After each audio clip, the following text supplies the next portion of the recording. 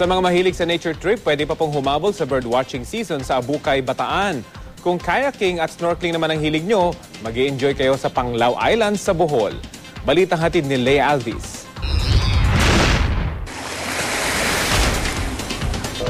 Sa linis at linaw ng dagat, maputi at malapulbos nitong buhangin, animoy paraiso sa lupa ang Panglao Island sa Bohol. Hinirang na one of the world's best secret beaches ng isang prestigyosong travel magazine, binabalik-balikan ang mala-postcard na ganda ng Alona Beach. It's more fun in Bohol because it has everything. Di nakapagtataka kung bakit fully booked na agad ang mga resort dito.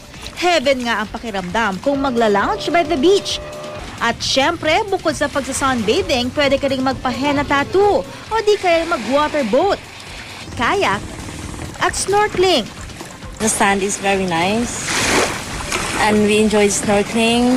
Pagkatapos ng fun summer activities, mag-relax at magpamasahe naman sa may tabing dagat. At dahil tiyak na daragsa na rito ang mga bakasyonista, magdadagdag ng tourist police para mapangalagaan ang seguridad sa Panglao.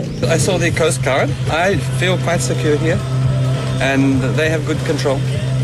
Sa Bataan naman, tila di lang mga tao ang nagbabakasyon sa bayan ng Abukay. Meron din kasing mga turistang ibon. Kaakit-akit sa paningin ang sabay-sabay na paglipad ng mga black-winged stilt na mula pa raw Southern Europe. Sabay-sabay rin silang dadapo sa palaisdaan sa tabi ng MacArthur Highway para sa kanilang merienda.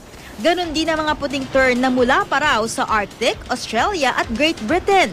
Bago raw matapos ang buwan, unti-unti nang lilisan ang migratory birds sa Bataan para bumalik sa mga bansang pinanggalingan nila.